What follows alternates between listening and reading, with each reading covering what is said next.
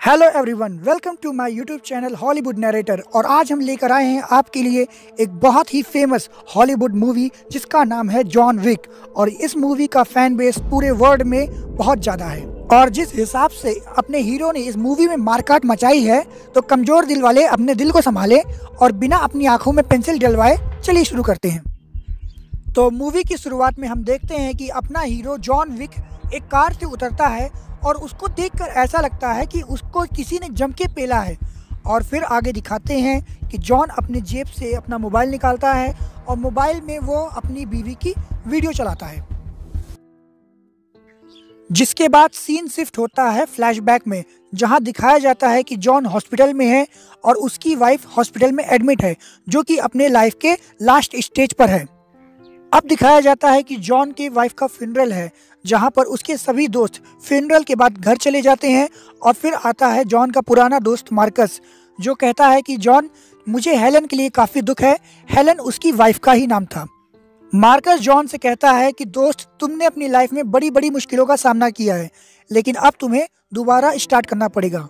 और फिर scene shift होता है जॉन के घर का, जहां पर एक कुरियर वाला जॉन को एक कुरियर पहुंचाता है जिसमें एक बड़ा सा डिब्बा होता है। और जब जॉन उस डिब्बे को खोलता है तो उसमें एक लेटर होता है। ये लेटर उसकी ही वाइफ हेलन का होता है, जो कि जॉन से कहती है कि जॉन, मुझे पता है कि मेरे पास और ज़्यादा समय नहीं है, लेकिन मेरे जाने के बाद तुम और दुखी ना हो, इसलिए मैं तुम्हारे लिए एक छोटा सा गिफ्ट दे रही हूँ, जिसके साथ तुम्हें अपनी लाइफ आगे गुजारनी है। और जब जॉन उस बॉक्स को खोलता है तो वह देखता है कि उसके अंदर एक प्यारा सा कुत्ते का बच्चा है, जिसका नाम डेजी है।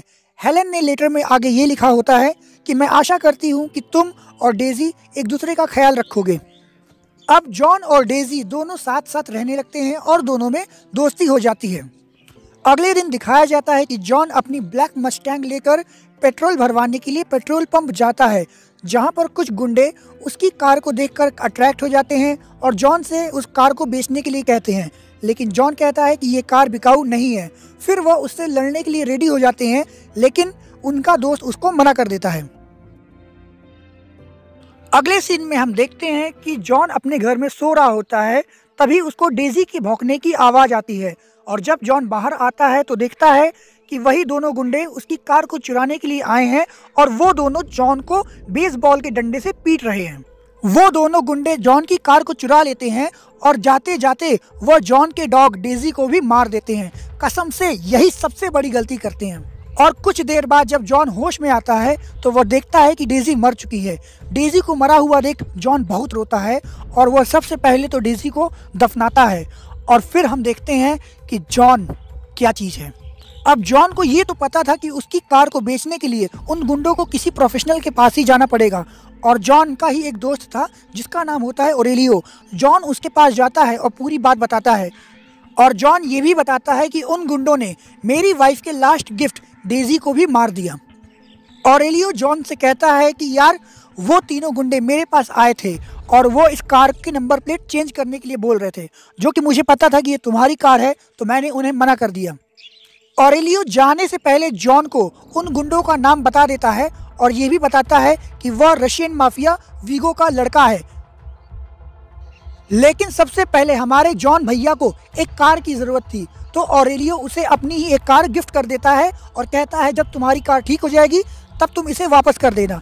उसके बाद ओरेलियो के पास वीगो का फ़ोन आता है। वीगो उसी गुंडे के बाप का नाम है। वीगो ओरेलियो से कहता है कि साले, तेरी औकात कैसे हुई मेरे लड़के पे हाथ उठाने की। तो ओरेलियो वीगो को कहता है कि अबे, तेरे लौंडे ने जिसकी कार चुराई थी उसका नाम था जॉन विक। अब जॉन विक का नाम सुनते ही वीगो के भी पसीने छूट गए और वो तुरंत फ़ोन काटता है और अपने लौंडे जोसेफ को बुलाता है और पूछता है, क्या तूने किसी की कार चुराई थी? उसके बाद वो जोसेफ को खींच के मुक्का मारता है और जिससे जोसेफ गुस्से में बोलता है कि हाँ, एक कार ही तो चुराई थी, वो साला मेरा क्या उखाड़ लेगा। तो वीगो उसको बोलता है, सुनो भोसड़ी के, आम लोगों को मारने के लिए कातिलों का इस्तेमाल किया जाता है और जो कातिलों को मारता है उसे कहते हैं वूगी मैन। और जो वूगी मैन का शिकार करता है वो है जॉन विक। जॉन विक खुद में एक मौत का फरिश्ता है। वीगो कहता है एक बार जॉन अपने शिकार को मारने गया था और उसके पास हथियार नहीं थे, तो उसने एक पेंसिल से ही उन सभी को मार डाला था।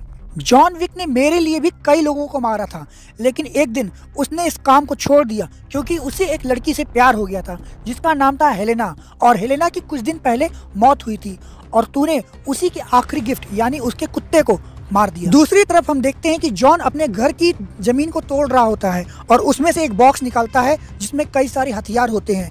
तभी वीगो का फोन जॉन को आता है और वीगो जॉन से कहता है कि जॉन, मेरे बेटे ने जो किया उसके लिए मैं माफी मांगता हूँ। लेकिन जॉन बिना कुछ कहे फोन काट देता है और अब वीगो समझ चुका है कि जॉन किसी भी कीमत पर मेरे बेटे को मार के रहेगा। फिर वीगो जॉन को मारने के लिए अपने गुंडे उसके घर भेजता है, लेकिन वहाँ होता है मौत का नंगा नाच, क्योंकि जॉन विक सबको एक एक करके कुत्ते की मौत मारता है और पूरा सफाया कर देता है। कुछ देर बाद जॉन के लोग आते हैं और उस लाश को ठिकाने लगा देते हैं। जॉन सबको एक एक सोने का सिक्का देता है और अब हम देखते हैं कि वीगो पहुंचता है मार्कस के पास। मार्कस भी जॉन की तरह एक वुगी मैन किलर था और कहता है जॉन को मारने के लिए, लेकिन मार्कस उसे साफ मना कर देता है।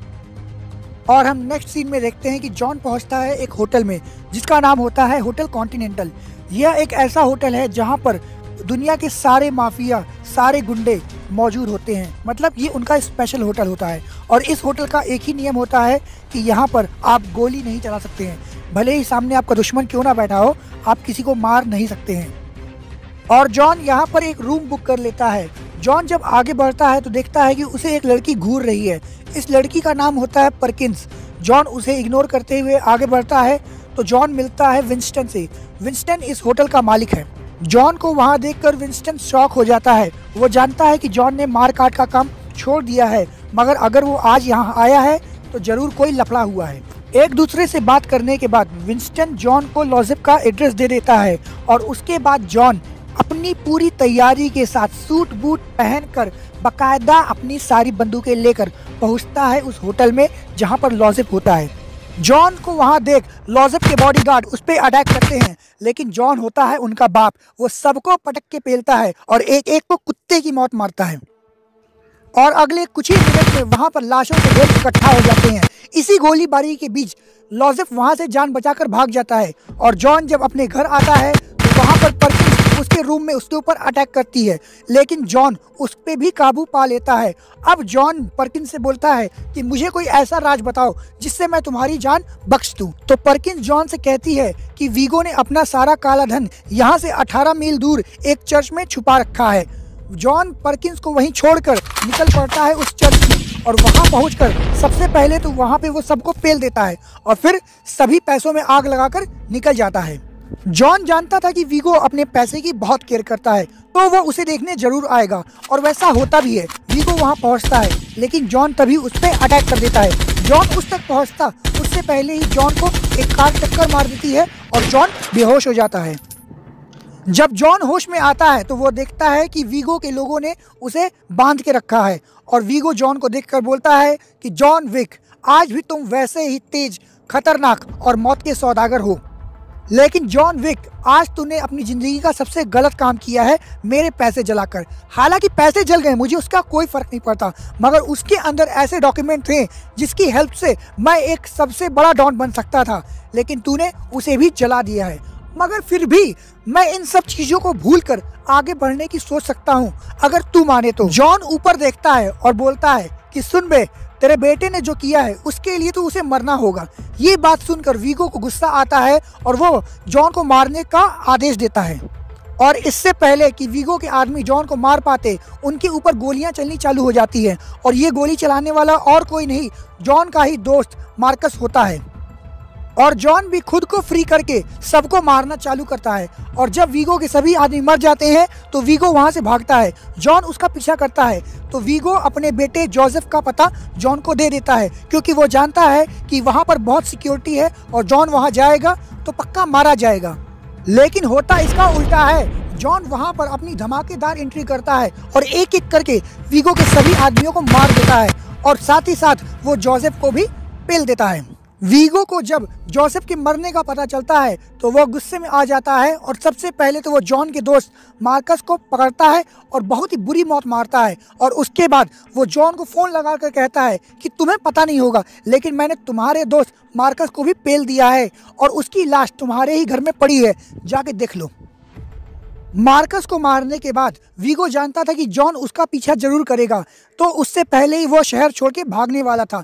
लेकिन विंस्टन जॉन को फोन करके पूरी बात बता देता है और फिर होती है इस मूवी की one of the best fight, जिसमें वीगो के आदमी जॉन के ऊपर अटैक करते हैं, लेकिन जॉन कैसे तैसे सबको मारता जाता है और फिर वो पहुंचता है वीगो के पास और वो वीगो को भी बड़े ही बुरी तरह से मारता है।